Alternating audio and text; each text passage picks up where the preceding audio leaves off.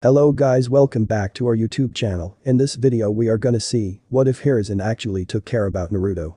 Part 1. If you want more awesome fan fiction like this, don't forget to hit that subscribe button. So without wasting any time, let's get into the video. A week after the demonic disaster named QB almost leveled Konoha, notices went out to the Anbu. Several senior ninja now had new internal duties. For some reason, the three Hyuga Anbu began spying on the Uchiha. Two Uchiha spied on the Hyuga. The Inyazuka Anbu members were tasked with the Ino-Shikacho clans. The Nara clan spied on the Inyazuka. Hatake Kakashi was pulled from his grief over the death of his sensei to start surveillance on the civilian council members. No one knew why they were tasked away from reconstruction or intensified border patrol. Internal spying was usually a matter for Root, wasn't it, or the counter-espionage group. A few people tried to get the Hokage or even Jiraiya to explain what was going on. Orders were orders, the Hokage sat resolute and said nothing. Indeed, most of the Anbu didn't question their orders. The Hyuga were naturally suspicious of the Uchiha loathed the Hyuga. A few Anbu were now getting paid by the Hokage to do what their clans would normally have them do in their off hours. Reports flowed into the Hokage.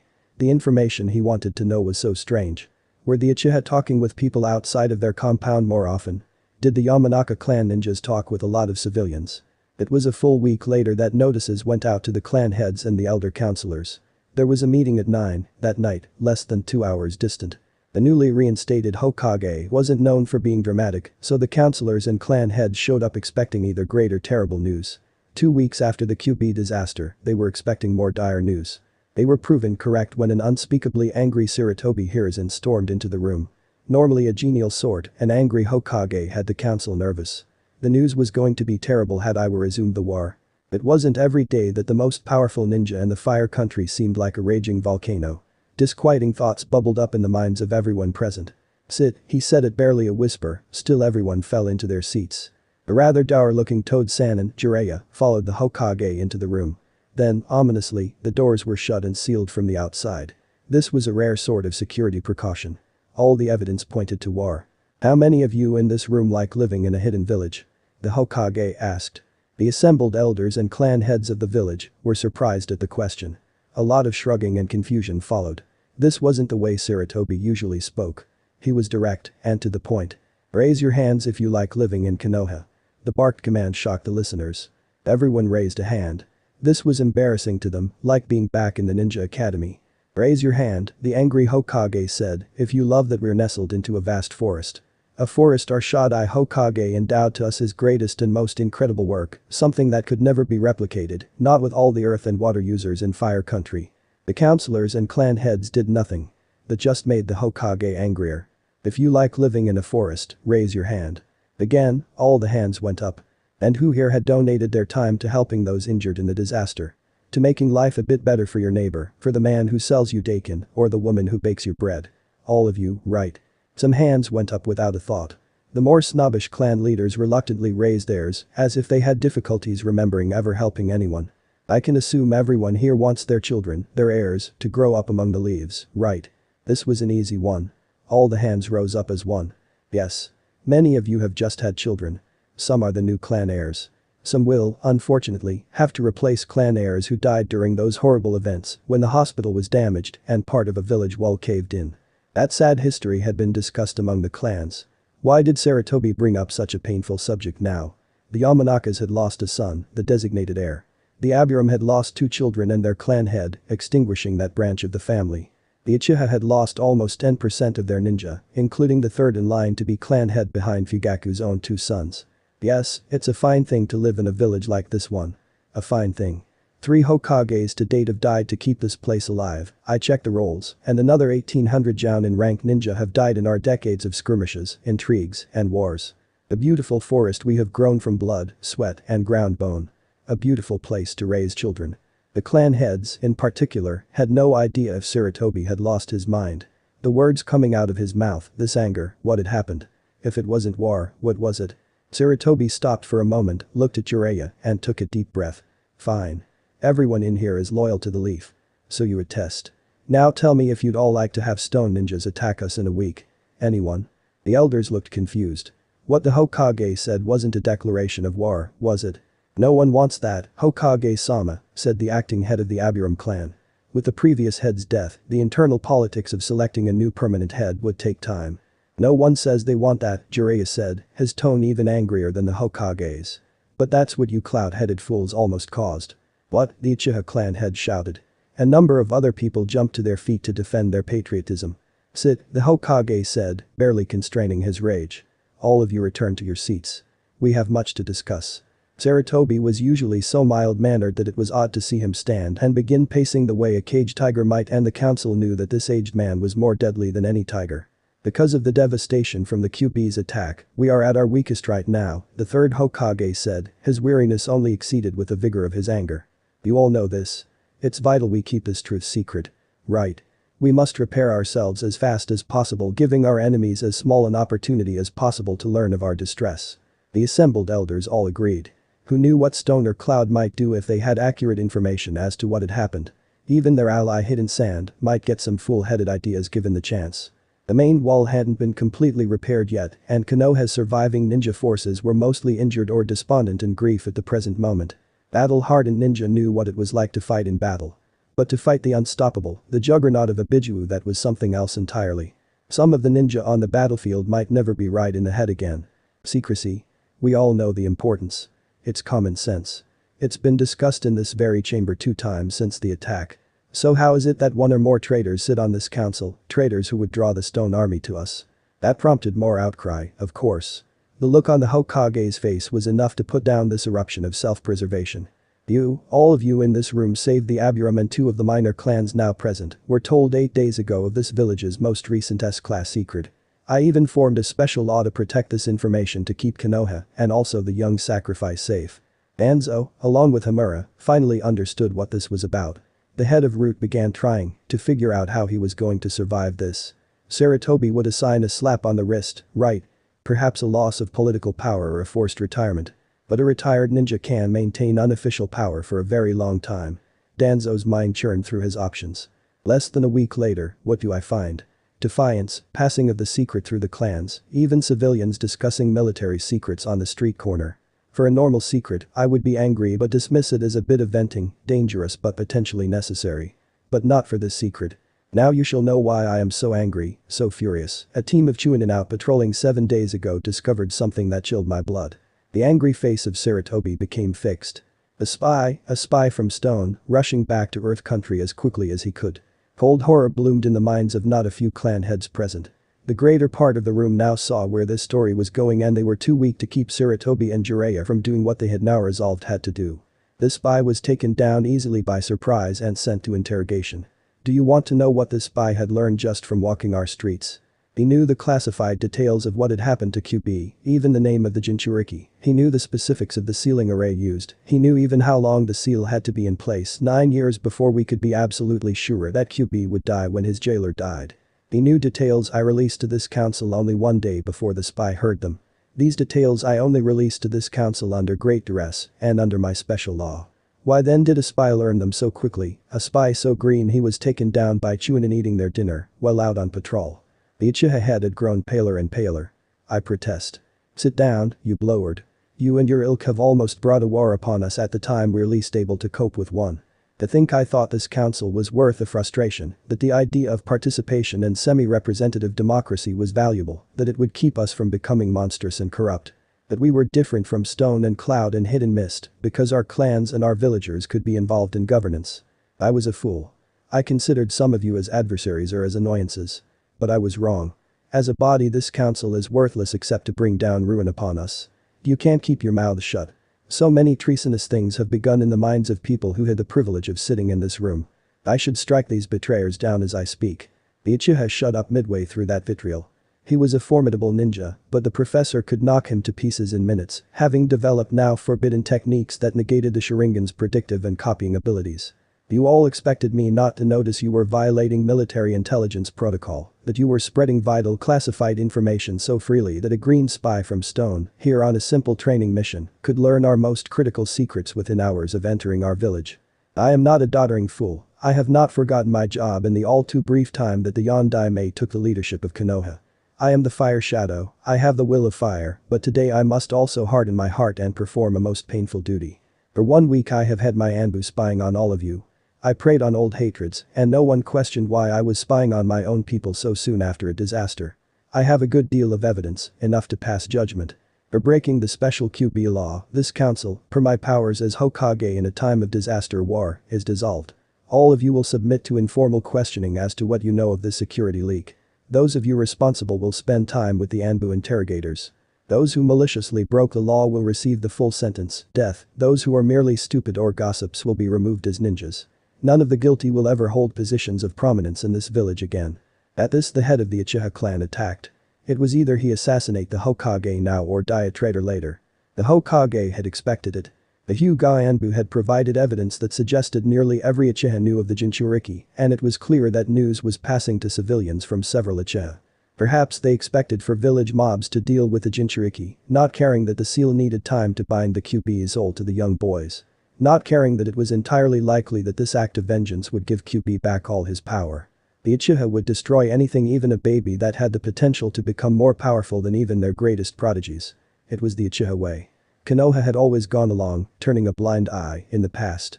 Well, save for when the Shodaime and Uchiha Madara got into a battle over their tactics and goals. The Hokage batted away the fire attack as he leveled a massive killer intent at the only Uchiha in the room. This attack was one the professor had used very rarely, but it worked. The amount of fear generated within the hate-filled Uchiha's mind caused a blood vessel to burst. The man fell over, incapacitated and slowly dying. Anyone else care to challenge me?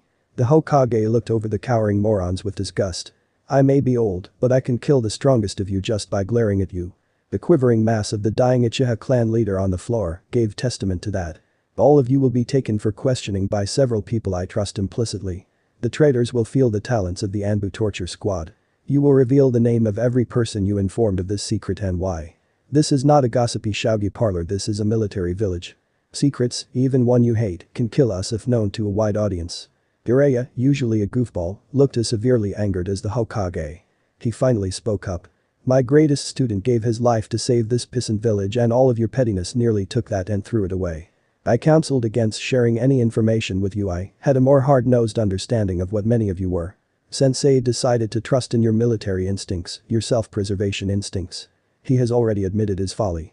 Stone could have mobilized and been here within a week, and they would have known exactly which child to secure. They'd have killed the poor tyke because they are truly heartless bastards, and QB's chakra would have been free to reform a demonic body.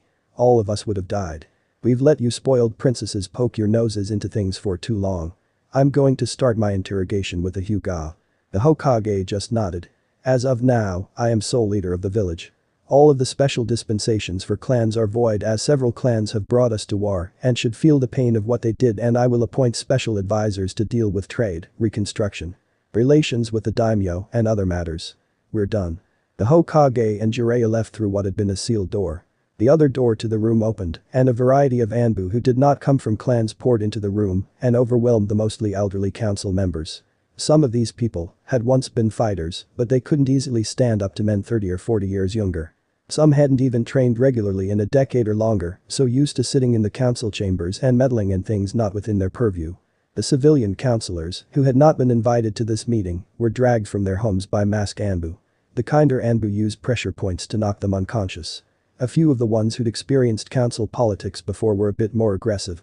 The Hokage had approved all of this in advance. After all, he did understand the power of a bit of theater for the general populace. Inside and outside the council chamber, the guiltiest struggled the hardest. They had caused the Hokage to invoke the penalty clauses of his law. They had caused the power of the clans to be somewhat broken. It was possible that none of the clans would be trusted for a long time to come after all the revelations came out. None of the Anbu seemed at all concerned when they broke arms or had to stab a person to keep him from escaping. The bloody scene inside the room would keep it from being used as a meeting space for a long time. The Hokage did not have it remodeled for nearly a decade, as he considered it an honest, vicious blot, one that should be remembered on the village hidden in the leaves. The Anbu began the interrogation of Danzo a few minutes after 3 o'clock in the morning. The man had been a rival for years, but Sarutobi had enjoyed the sparring for a good long while. He had never thought his, perhaps, friend was so deep in corruption. The more of these interrogations Sarutobi listened to, the more out of touch he felt. All this vile, beastly plotting inside his village walls. Minato had asked Sarutobi 2 months ago what he should do about Danzo. The young Hokage had been considering forcing the aged root commander on a suicide mission just to be rid of him. Sarutobi had counseled against it, a foolish effort. Sarutobi steeled himself and stood behind the one-way mirror. It was nearing 4 o'clock in the morning, but Sarutobi subsisted on anger right now. Now, Danzo, the interrogator said, one of the few interrogation specialists who weren't compromised in some way by Root's blackmail or coercion schemes. Tell me the names of those you informed about the QP aftermath. You're going to kill me anyway. I have confessed my crimes, fallen on my sword for a once great, now wasting away village. That is enough, I think. The interrogator, one of the few remaining who was trained during the Nidame's reign as Hokage, leaned forward. You know my reputation, Danzo. Do you really want to see my technique with your own eye? Sarutobi stifled a laugh at the little joke.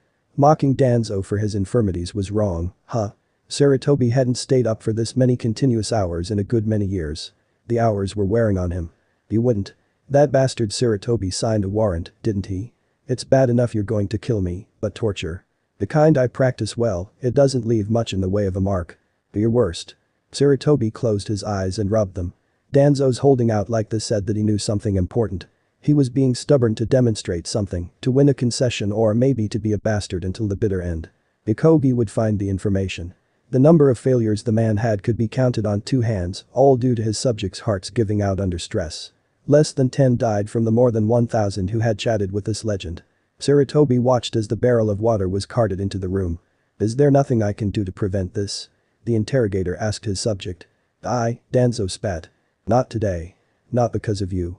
You should feel lucky I am your lowly interrogator.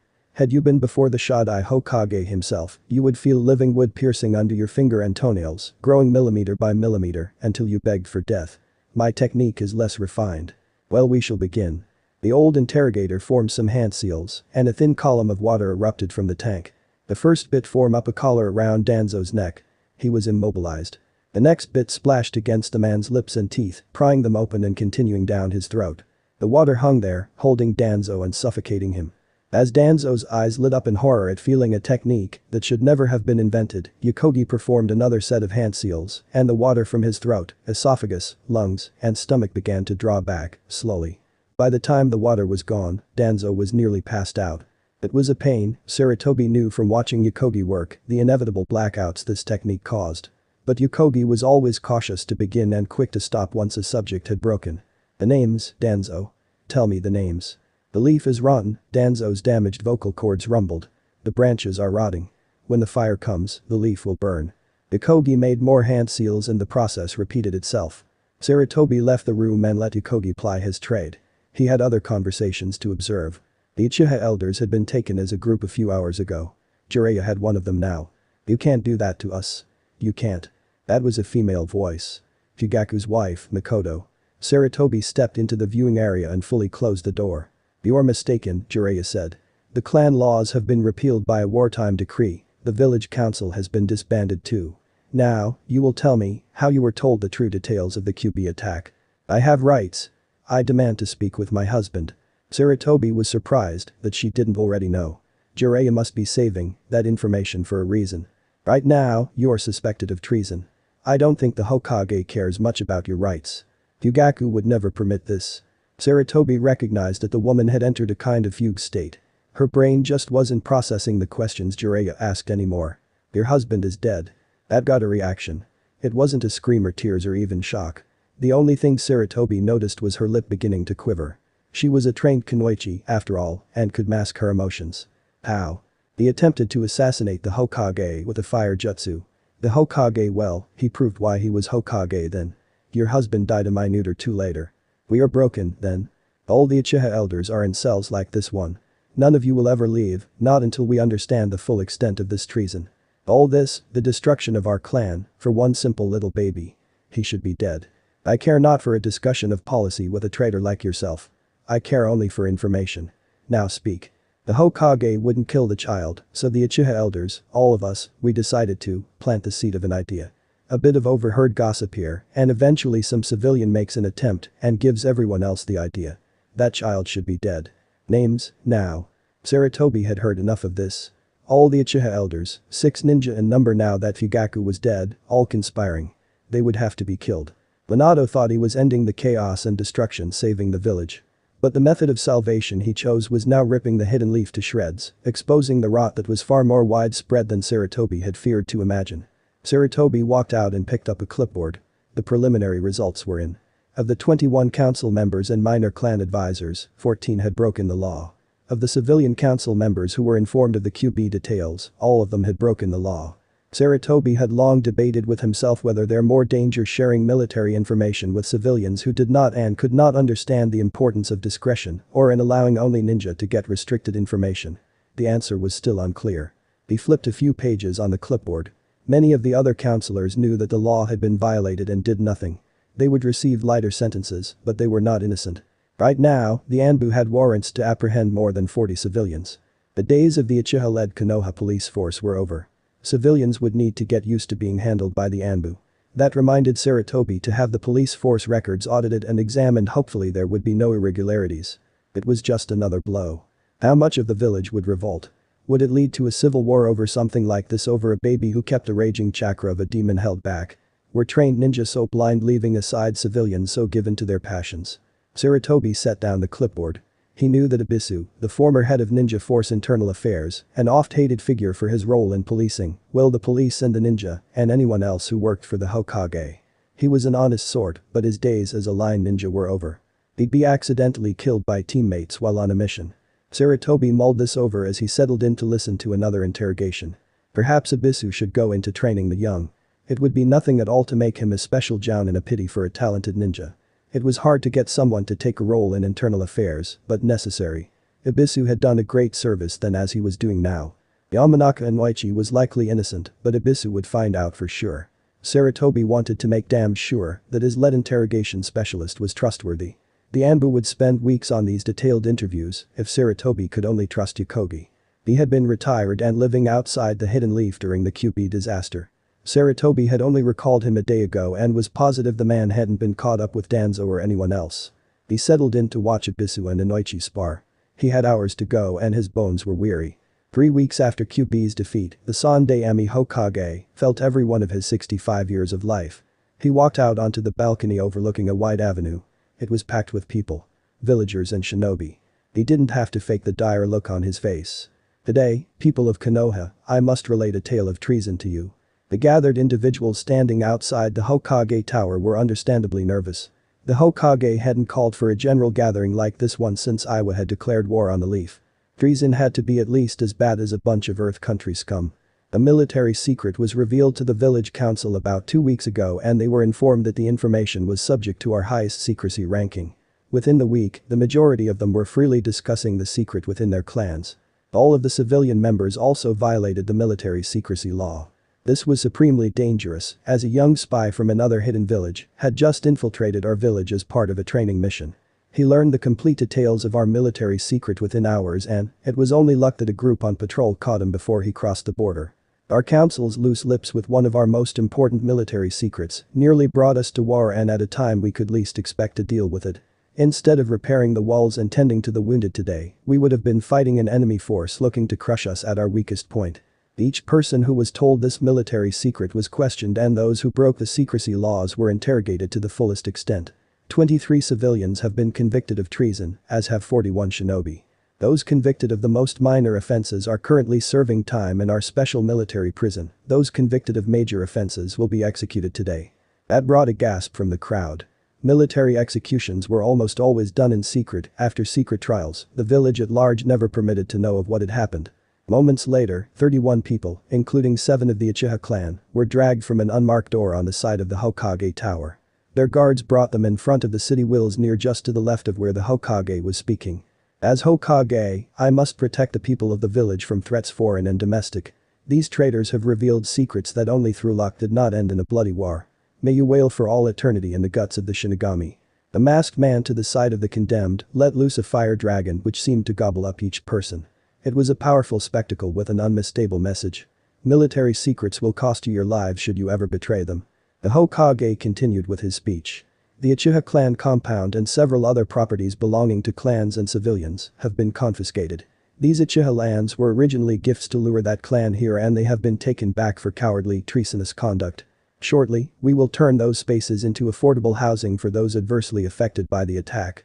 Likewise, we will be moving our orphanage into new quarters there, seeing that we have a massive increase in the numbers of children without living parents. What will happen to the remaining Uchiha? Predictably it was a civilian shouting out the question. Why the people loved the cold-hearted Uchiha Sarutobi couldn't understand. Some will choose to resign as shinobi of the leaf and leave the village and will be bound with a new protective seal to prevent them from ever attacking Konoha. Some have already gone nuken and they will be hunted down and killed after I finish teaching my anti-Sharingan tactics to our hunter ninjas. Those who remain loyal to Konoha will remain welcome to live with us. However, they will no longer have the right to control our police force, nor a right to sit on a council, should it ever be reformed. Traitors, among them all the Uchiha elders, should never prosper from their acts. The Hokage's speech continued, and the village's opinion of the man changed. While he had cultivated a laid-back reputation, he now demonstrated why he was the strongest ninja in the village, even at his advanced age. Those few who had escaped detection even after learning about the QB being sealed into a child knew they had to keep the knowledge secret. The Hokage was willing to follow through on his law. "This is intolerable, Lord Hokage," Hyuga Hiashi said. He had become clan head only 2 years earlier, after his father retired and joined the Hyuga elders. "None of my clan has been convicted of anything. None of us were responsible for letting the secret escape. You personally followed the letter of the law, Hiashi. But you broke its spirit. Some in your clan, like the 2 executed elders, openly flouted my decree after they got the information from the Uchiha or others. Remind me, Hiashi, of how much you knew about the whispering of the other clans and what you did to stop it." Hiashi remained stone-faced. "Correct. It is a shinobi's task to maintain secrets, his own, his village's. Your clan failed in that respect. You heard the whispers, your clan associates heard them, and most had enough sense to not pass them along. Why did you not come to me, tell me my few remaining Anbu have been severely taxed with their reduced numbers, severely wounded comrades, and greatly increased duties. The clans needed to step up and didn't. This is conduct I should reward. Encourage. Aside from those disgraced old men, who have paid the ultimate price, my clan did nothing wrong." The young Jonin kept trying to argue but a single opinion. It wasn't a strong case to make, and Hiashi was still a relatively poor negotiator. "It is not commission I blame you for, but omission. You did not act to stop this. You are as guilty as any of the fools burnt to cinders for almost bringing us to war. This argument will not wash." Hiashi, as collected as ever, nodded. "Then I must inform you, Lord Hokage, that the Hyuga will be asserting the right of severing from the hidden leaf. You will follow the traitorous Uchiha, the confused Akimichi, the decimated Kintoru. It is solely within your discretion. I will not even attempt to oppose or delay you. But answer me a question. What do you hope to gain?" Hiashi had not moved during this exchange, but now he looked a bit irresolute. "We must maintain a position within a village where we are respected. That is no longer the case here, Lord Hokage. We will seek a powerful new alliance." Sarutobi just nodded his head, not terribly surprised at the continuing Hyuga arrogance. Their remaining elder council was filled with fools who had not held a kunai in decades and they dictated policy to the clan head. Hiashi seemed to at least recognize the futility of what he was forced to do today. After all, where would they go? Hidden Mist, the place where the bloodline wars were in full swing. Hidden Cloud, which had several times before attempted to capture, not kill, Byakugan users out on missions. Hidden Stone, which had only been deterred from a continuing war after Minato savaged their last largest armed attempt at invasion. Hidden Sand. Hidden Grass. Hanzu's Hidden Rain. Maybe petition a daimyo to form a new hidden village. No, none of these would kowtow to the Hyuga. Hiashi likely already knew this, but his honor as defined by the Hyuga elders would demand prominence and privilege. "I wish you the best of luck then, Hiashi. Be careful. The Hyuga need no luck." Sarutobi frowned after Hiashi left his office. This would not end well. But he would not return to coddling of the clans, letting them trample through the village, as if no one else mattered. The great unraveling was in full swing. That would be his terrible legacy. But at least the hidden leaf might have the opportunity to grow stronger from his difficulty. Goodbye, Hyuga Hiashi. May the kami guide you safely and may you hide from the hungry eyes of the Shinigami. Sarutobi Hiruzen, the famed ninja professor, could barely keep a civil tongue in his head. The remaining teachers in the academy, comprising those not killed by the QB and not withdrawn from Hidden Leaf by departing clans and minor families, had the goal to present these records. It was a disgrace. The Anbu would have another task to sort out very soon. Retired school teachers would soon be visiting Inoichi. Sarutobi thought he himself might be due for a torture session, as well, for not spotting this mess sooner. Let me see if I understand this. The academy had an unofficial policy of handling disciplinary matters differently, depending upon who the student sponsor was. An abashed Chunin named Seiko Noda nodded, unable to form up words. He had never expected to be interrogated by the Hokage of all people concerning the academy and its running. So, if I were to sponsor a student who was disruptive, causing havoc with the other students learning how, would it be handled delicately? And if a similar student spent his time painting classrooms green or planting traps for the teachers, but came from a civilian family? Expulsion. The Jounin I entrusted to oversee the academy was a fool then. Best for him that he's now dead. We will rebuild the walls of the building soon enough, but we will not re-implement all the old policies. Do you all understand me? He got back a chorus of discouraged "Hi, Hokage-sama." The Hokage turned to question an Anbu who had been tasked with examining odd caches of paperwork found in the homes of the Traitor Council members. "And these papers you wish to discuss? What relevance do they have with schooling?" "I believe," the masked Anbu cautiously began, "that council members would from time to time pay a visit to certain Chunin at the academy." "To what end?" "To make suggestions, especially on team formation." "That is my job." The Anbu nodded, pausing to think his way through a minefield. "Correct. But the Lord Hokage listens to advice, if I am not mistaken. Especially the teacher-generated commentary on each student's progress and assessment of strengths and weaknesses."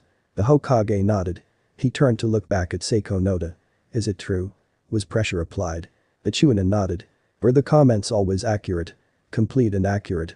The Chunin shook his head and let out a long-held breath. "Were favors or money exchanged for these considerations?" The terrified Chunin nodded again. The Hokage looked at the other teachers. That none of them would meet his eyes was proof enough. "Anbu, what was the end result of these contacts, aside from team placement?" "I haven't finished reviewing the documents, but the pile I have reviewed suggests a troubling pattern." "Yes. If Lord Hokage would care to review team composition for the last decade, I am sure he would find that clan team members often find themselves on teams with other clan members." "Yes, I agree with that. And that the teams formed by civilian or orphan children rarely pass their Jounin sensei's personal examinations." "You've got to be kidding me." It was so obvious now that someone else had unraveled this mess. The Hokage felt like a fool, but he spent so little time on the academy. Not with wars looming in Jounin to oversee and manage an A and S ranked missions. He had felt comfortable delegating most of the academy issues to people he thought trustworthy, which now seemed misplaced. So the clans look better if their children always perform better than other student ninja, get on better teams, pass out of the academy earlier. This is ridiculous. Half the Hokages have come from no clan and the other two came from the same one and were ridiculously talented in their own right, not from long-maintained bloodlines. Namikaze Minato, our greatest Hokage, was completely untaught until he reached the academy and then he grew like a weed. I confess to having excellent tutors early in life. But this kind of sabotage. Making the clans look powerful by literally making everyone else fail and look weak. Am I hearing this right? The masked Anbu just nodded. This sounds like treason to me. Subversion of the village's military strength for favors and money. Have them all taken to interrogation. Let's get the whole picture. The masked Anbu nodded and a few Chunin, fearing this conclusion, tried to escape. One found out it was not possible to shunshin from this room. Sarutobi knew more about sealing than anyone else in Konoha save for his student Jiraiya, and the others found out that an Anbu could subdue several weak Chunin at the same time. Sarutobi watched with his anger finally ebbing away. Had he been sleeping all these long years? Not paying attention. Not questioning what he was told. All of these findings made his village seem like something else, something foreign and revolting. Had his conception of the hidden leaf always been a lie? Or had he let corruption eat away at it? Sarutobi pondered. Hot Aki, strong clan and exceptional warriors. But that new Jounin Mido guy was easily Kakashi's equal and was an orphan. For every powerful clan Jounin Sarutobi could think of, there were 2 or 3 non-clan ones who were as good or better.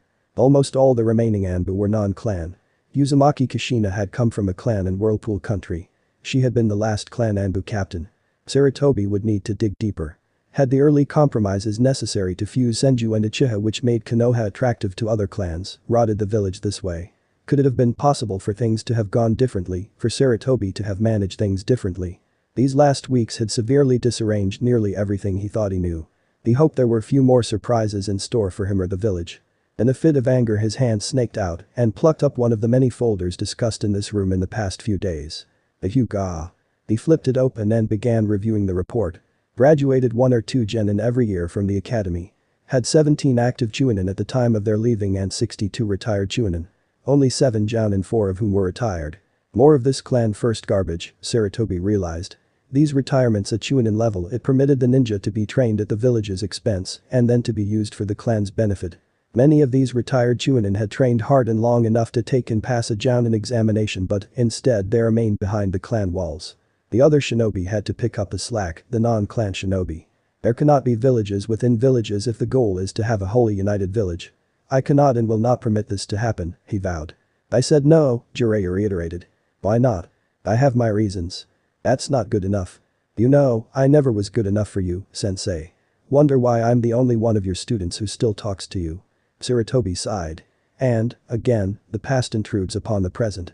Why, in my dotage, does everyone see fit to remind me of my more youthful failings?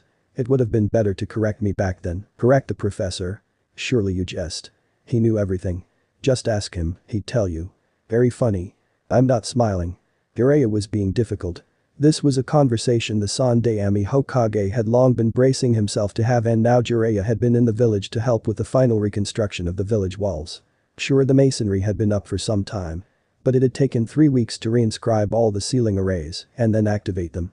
Jiraiya hadn't been happy to be stuck in village for 3 weeks, but he'd done it. The man claimed he was born for a life of wandering, women, and worship. The Hokage agreed with the first two, but wasn't sure what Jiraiya meant by the last. His student was a most profane, if amusing, person. If you are not willing to become Gandaime Hokage, Jiraiya, I must ask you to state your reasons. If it is simple resentment towards me, I am afraid that won't cut it. No. No, it's more than that. The Hokage nodded, waiting. I do not trust myself. I trust you. No, stop doing that. Just listen to me, would you? The Hokage just nodded. This was obviously important to his student. I do not trust myself. I thought myself at the pinnacle of my craft a few years ago. I had just trained a ninja to exceed my own remarkable feats. I had a name. I had money. I had a woman in every village and 2 in every city. I felt happy. But it wasn't to be. It was all a lie. My teammate, I distrusted him, but I did not see him for what he was doing. My student, I taught him to be great, but I taught him too well. His knowledge of sealing came to exceed my own. So when I tried to take his place, to offer my life to the Shinigami to save Konoha, I found I could not. I did not have the skill to create and understand and control the arrays.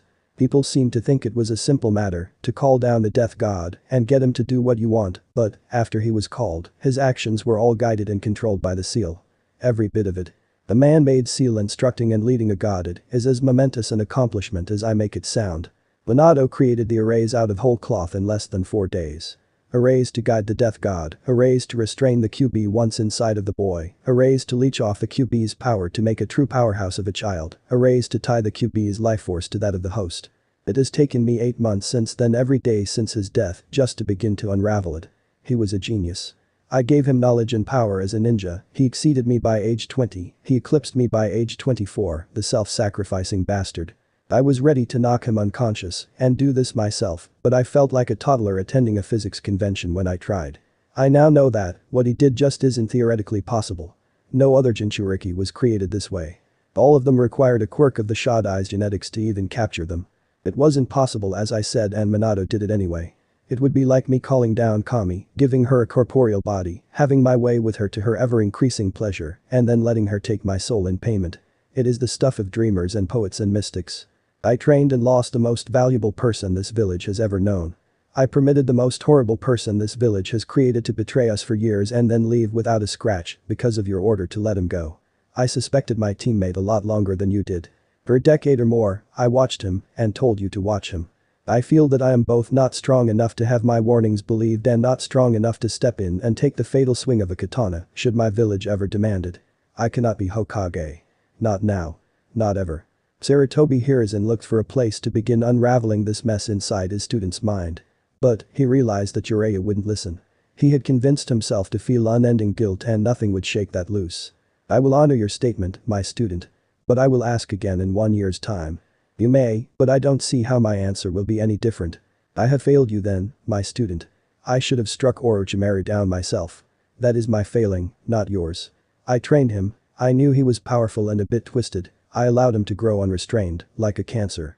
It fell to me to end him, but my heart was too soft. This is my shortcoming, not yours. Jiraiya nodded, but said nothing. Sarutobi was stuck. He had the same feelings of guilt for not seeing the rod in his village for so long, but he couldn't just call himself unfit to be Hokage and leave. He had held the office on and off for all of his adult life. There was, by definition, no one more fit to be Hokage than Sarutobi. He wanted to smoke, but just sat there, trying to think his way through this problem. The trouble was there was no easy or simple solution. 3 years later. The fire was everywhere. His family was expelling fireball after fireball, not caring that they hit the tents or the fragile wooden buildings. The boy looked for his younger brother and bit back a sob when he saw the boy crushed under a fallen log. He wasn't moving at all, and the fires were almost on top of him. Sasuke had only been 3. He did not deserve this. None of the Uchiha did. Little Itachi scrambled away from the fighting. He had activated his Sharingan almost 2 years ago, on his 7th birthday. He was now nearly 9 and skilled, but he had never seen a fight before. He was utterly terrified and slunk into the shadows. Soon the ninjas stopped and someone began to douse the flames. The pale man rode on a snake into the area where his adoptive parents' dead bodies lay. Itachi knew they were actually his aunt and uncle, but they had encouraged him to call them mother and father. The pale man jumped down from his snake and pulled out a surgical knife. The moment he saw his mother's severed eyeball in that man's hand, Itachi clamped down a groan. His brain felt like it was filled with stabbing kunai. And his eyes, he'd never felt so much pain. It would be days later when Itachi, all alone, realized that his Sharingan had changed. It was what the old scrolls had called Mangekyo. He had salvaged very little from the fires, but he had managed to bury his disfigured mother and father and what the fires spared of his little brother. He vowed vengeance that day.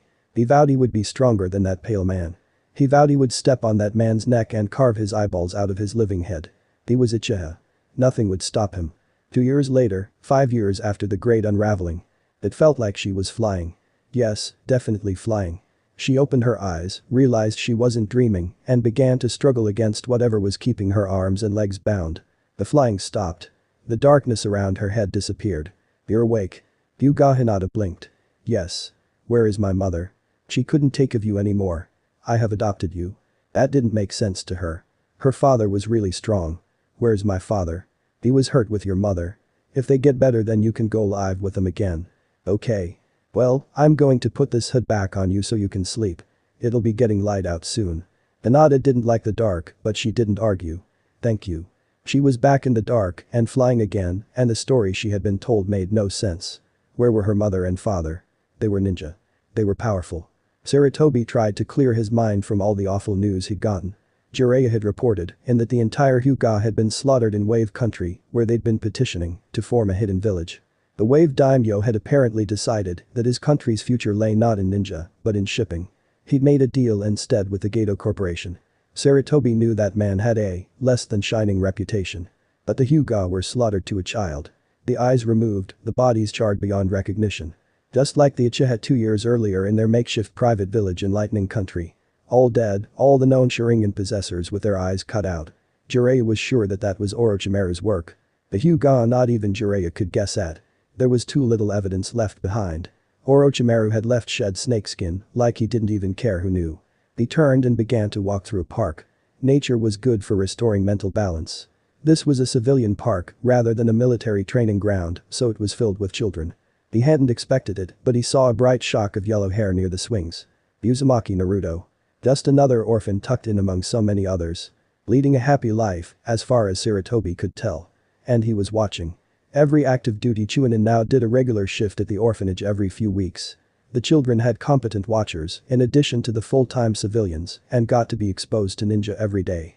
It was an unorthodox recruitment method, as many little boys and a few girls declared they would become ninja, but it wasn't primarily done for that reason. The Hokage wanted Naruto and the other children kept safe. The village was smaller now. After the great unraveling, nearly 15,000 civilians had left, almost a quarter of the village population. In the elapsed time, around 5,000 new civilians had moved in. It was a different place. For the clans who'd remained in the Leaf, life was more integrated. The Aburim had mostly stayed as had the Yamanaka. All of them had integrated more into the overall hidden village. The few remaining Akimichi, those who had broken with the rest of their clan, didn't even bother living next to each other. Instead, they had a favorite restaurant in town that served as a communal meeting hall. The Nara, predictably, found it too troublesome to leave, but had largely taken over the top positions in the Anbu division that dealt with civilian matters. Their clan techniques were quite effective in detaining any errant civilians and without the cost of much effort. The Inyazuka loyalty had kept them in Hidden Leaf, too. They filled many of the top spots among the hunter nin. Indeed, they had prospered by joining in with the community. 3 Inyazuka had made small fortunes opening up public veterinary practices. The people of Konoha and Fire Country, not least the Fire Lord's wife, loved their animals. However, for every clan ninja working in Konoha, there were 5 or 6 non-clan ninja now. The head of Anbu, the top 3 in charge of the hospital, the Jounin in charge of the academy, all non-clan. Since they'd reformed some of the older practices of the academy, namely graduating 30 or so gen in a year, only to immediately fail 21 of them out of the shinobi lifestyle, claiming they were too old to rejoin the academy, they had a lot more ninjas to go around. The Hidden Leaf finally had the strength, in pure numbers if not talent, it had before the QB's attack. Sarutobi, over loud protest and several forced retirements, had declared that no Jounin sensei would be permitted to test and fail out a team. Instead, they would all witness a common skills test held for all potential genin. The terrible practice of favoring clan members hadn't quite faded yet, but team compositions had shifted. There were no more 3 clan member teams and 3 nobody teams. That much the Hokage could ensure. The Hokage felt embarrassed at all those years of wasted shinobi. Potential genin who'd been forced into a civilian life or to enroll in the samurai training program in Fire City. That was a lot of wastage and did so many potentially excellent shinobi tossed out after all those years of training. Sarutobi sat on a park bench and enjoyed the sun's warmth on his face. His head was covered with his special hat, but his eyes were fixed on the boy. He really looked like the Yondaime had when he was a boy. Over the years, that boy grew and grew, like an out-of-control weed. Naruto was still a bit on the short side, but he made friends easily, it seemed, and enjoyed running, climbing trees, and causing chaos. This anonymity had served Naruto well. The villagers as a whole did not pay attention to the orphanage and none of the spies who penetrated Konoha. Sarutobi didn't kid himself to think that infiltration didn't happen once a month or more often. Even if they had tightened up security, would ever think to look in the new orphanage for the village's most precious military secret, the boy who saved them all every day from the QB. Naruto would start taking classes at the orphanage school in a few days and would start at the ninja academy in 2 years. The orphanage school was much improved in the last 5 years. The visiting Chunin often helped manage field trips outside the village walls to look at trees and plants or try to walk local wildlife. Naruto would have a chance to learn reading and writing, math and bits of history and pride in the Fire Country. He'd be ready to attend the academy on time. The only thing that Sarutobi still wondered about was when Naruto should be told about his tenant. A part said just as soon as he started learning about chakra. If the Yondaime's seal worked as intended and Jiraiya swore it would, the boy would have access to a massive store of chakra. Possibly, if he were trained correctly, an unlimited supply. Another part cautioned him to hold off on telling the boy for a while. Until he made genin at least. Sarutobi had already decided he would visit the boy personally, not just walk by or look at him in the park when he began the academy. He had had a good life so far it seemed. Sarutobi could give him a few more years of comfort. Given that Sarutobi had begun taking a more active role in the academy the last few years, no one would think it odd for Sarutobi to visit with a few young students from time to time. The boy wasn't yet a hero to the village, as the only people who knew of the boy's sacrifice weren't telling, but he would be someday. Jiraiya had already stated he would be willing to train the boy in the future. Sarutobi was sure he would take to teaching the boy as well.